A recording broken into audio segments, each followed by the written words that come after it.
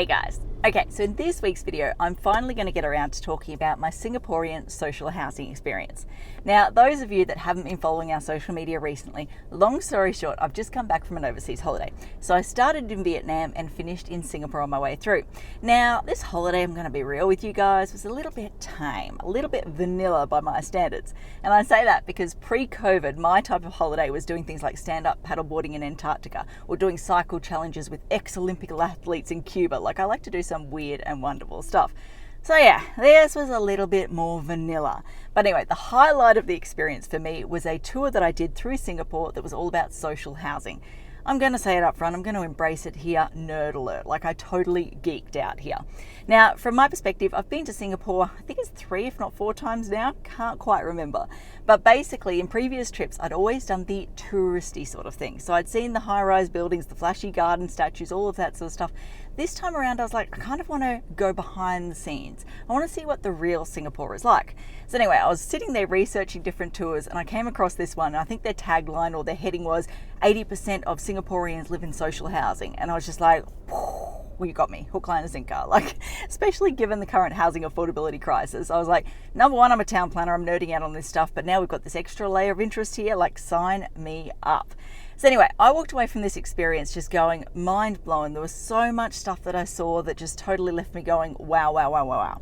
Now, as I suggested in a previous video, not wow in the respect of, oh my goodness, this is amazing, we need to copy this. Wow in the respect of, there is so much town planning principles on display here in this environment, like so much we can learn from this. And it just perfectly highlights how evolutionary, constantly changing, experimental the town planning industry is. Like, I keep saying it time and time again in my videos, town planning is not a fixed thing. It's not like we're getting it perfect from day one.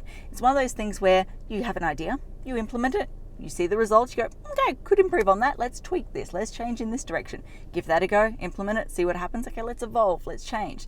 See, so much of what I saw in Singapore was just this playing out in real life, and it just, yeah, I walked away going, wow. So anyway, I've sat down, I've reviewed my notes, and there's probably 5 key things that I want to talk about. Warning up front, it is going to jump around a little bit. I still haven't had time with all the craziness of email catch up and all of that sort of stuff to sit down and properly digest what I've learnt and or what I saw, and to try and come up with these beautiful, well thought out ideas and inspirational comments and all of that sort of stuff. But yeah, it's got to the point where I'm like, it'll be embarrassing if I have to delay this video again because I keep talking about it. Like, I can't do that. I've just got to make it work. So I thought I'll hit record, I'll start talking, and we'll see what comes out. Now, the 5 things I wanted to talk about was firstly background, a bit of history. How did Singapore come to be in terms of modern terms? Then I want to talk about, what was next on my list, the impact that that history has had on their housing stock, the way houses operate. Houses, I should call them dwellings, because they're not houses in traditional sense for what we know them as. So how their houses or dwellings have evolved as a result of that historical influence.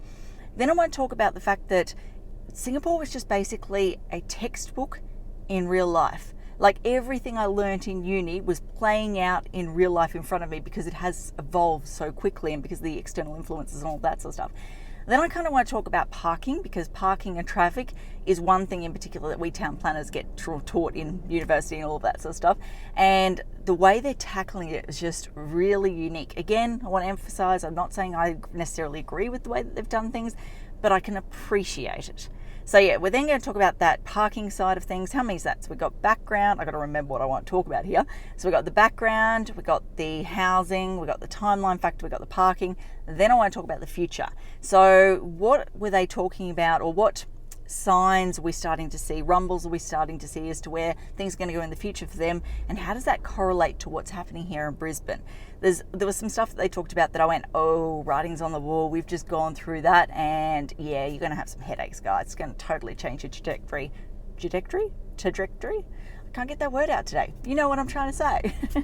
So I think that, long story short, talking through those 5 points is going to go for way too long. We'll see how I go. We'll see what comes out. Most likely what I'll end up doing is cutting the video halfway through it, treat it like kind of a part 1, and we'll pick up part 2 next week, because I, for one, don't want to sit here talking for that long. So, history. Basically, long story short, and I am going to give approximate bits of information or dates here. I'm going to give you information that's purely come from the tour that I did and a little bit of research I've done or information I've picked up over the years. I'm not for one second going to sit here and say this is the most well-researched, definitive information that I'm giving you guys. I want you to treat it kind of like a starting point for further investigation, further digging if you wish to pursue this further. So yeah, don't treat it as gospel. Take it with a grain of salt.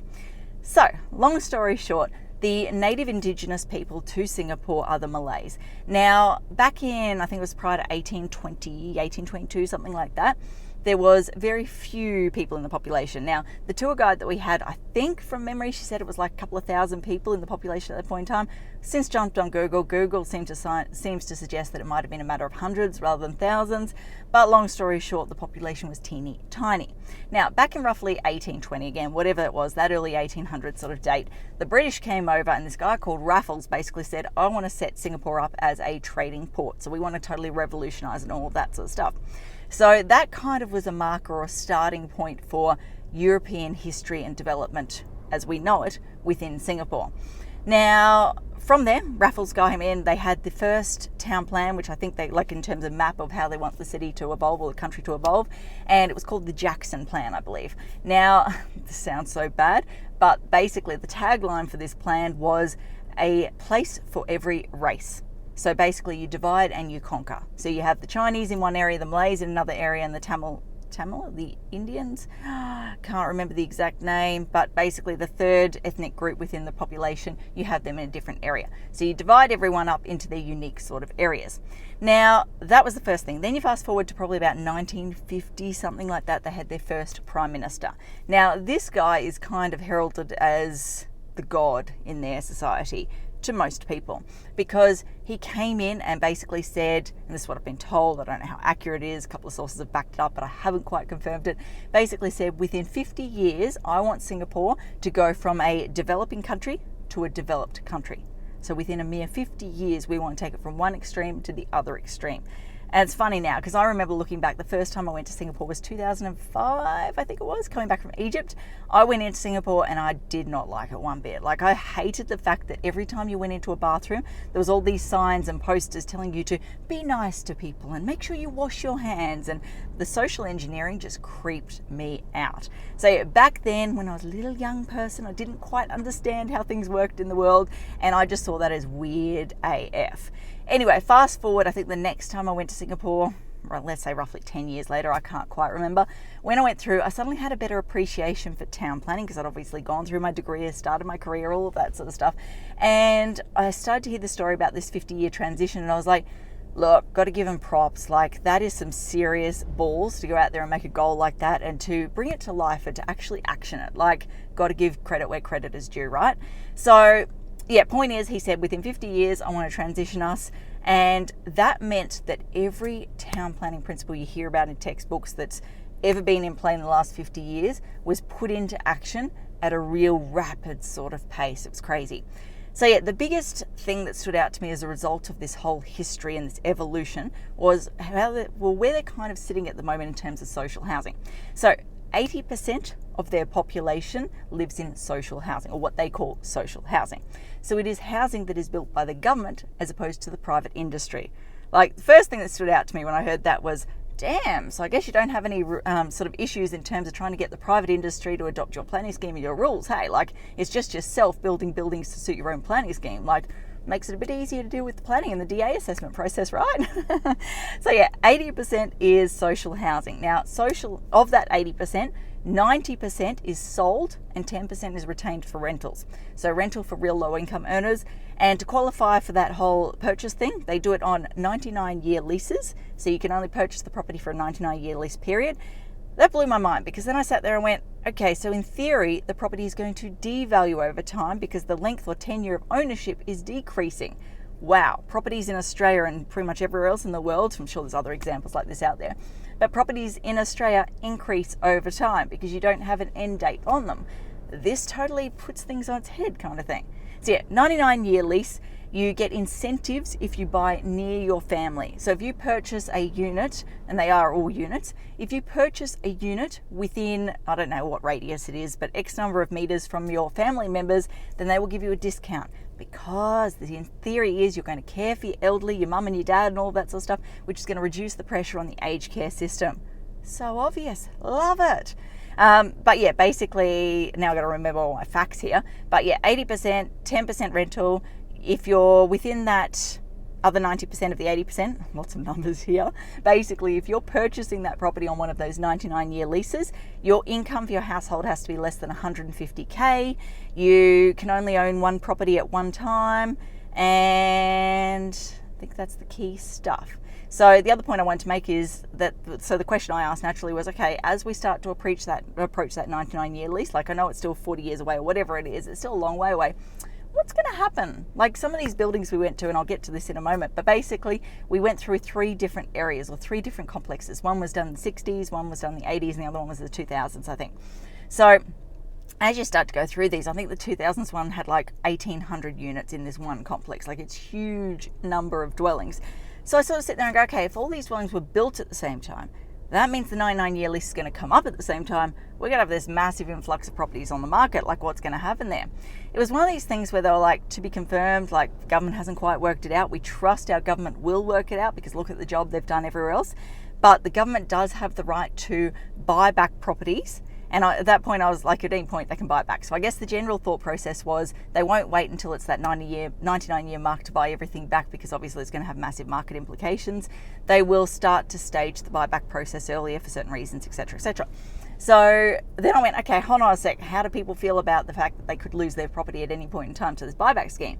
And the general thought or general response I got was basically that if the government buys your house back, your house dwelling, I have to watch my terminology here, your dwelling, because these are all, I think 90% of the dwellings built within Singapore are units. So yeah, if they buy it back, they have to offer you an equal or better unit nearby within a certain radius or something like that. So everyone's like, yeah, I'm still going to be fine. I still got this unit that I can own and all that sort of stuff. So yeah, now I have cheated a little bit. I got a little post-it note here because I was like, there's too much facts for me to remember. So as I was running out the door before my meeting, I was like, well, I'm going to quickly scribble down those notes that I put on my phone so I make sure I cover off everything. So let me just check my cheat sheet. So we talked about the 80%, the 90%. Oh, pricing, I forgot to talk about that. So generally on the market, these units go for round figures, let's say 500, 550. If you're buying a unit of an equivalent size on the private markets, they're done by a private developer, then they're double that. So you're over $1 million. So there is a big price difference in this sort of stuff. Now, we've talked about 10% rent, subsidy for being near, price, paste copy for, oh, that was the other fact that I wanted to mention here.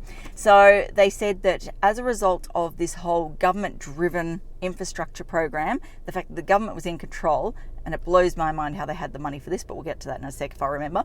But as a result of this massive push for units and accommodation, they were able to build more dwellings within a 5-year period than the British were able to do in a 50-year period. Like, crazy. And I think their population at the moment is like 5 million. If we started back at thousands, that's a huge increase. Like I can understand why they need that many dwellings. And then we come to, like I mentioned before, the pricing. One of the biggest things that went through my mind was, how the heck do you afford all of this stuff? Like the government has done so much in terms of town planning, in terms of road infrastructure, metro, rail lines, all of that sort of stuff. Where does it come from? Because their taxes are apparently only 20%. Like how can you only pay 20% tax and have all of this amazing infrastructure and stuff around you? Long story short, you pay a bucket load in terms of other taxes. So to own a car, which I'll get to later when I get to talking about parking, but to own a car, you have to pay a fortune for it. There's company taxes, there's all this extra stuff. But yeah, it just blew my mind that they can pay such little personal tax, but have such great community infrastructure and so such efficient community infrastructure. I think that's everything I want to talk about. So this video, 13 minutes. Okay, I am definitely cutting it here. I am not going to talk any longer. Let's treat this as part 1, like I said. Part 2, I'll go in and talk about the other 3 things that I mentioned. And then, like I said, pose the question to go, okay, what can we learn from this? Not necessarily copy, but what can we learn from this experience? Okay, I think that covers off everything I want to talk about, as I like to say. Until next time, thanks for watching. For all you red tape lovers out there, I have one thing to say. Well, no, actually, I've got 3. Number 1, the advice provided in these videos is general in nature. It's not site specific. You would be a silly billy to go and make financial decisions based on this advice without first checking with the town planner. Don't be a silly billy. Number 2, Brisbane town planning is in no way linked to Brisbane City Council. The views expressed in these videos are my own, not council's. So if you don't like them, council. Number 3. What was my number 3? Oh yeah. The views expressed in these videos are accurate at the time of recording. If you're watching this video back 10 years from now, the views may not be so accurate. That's all.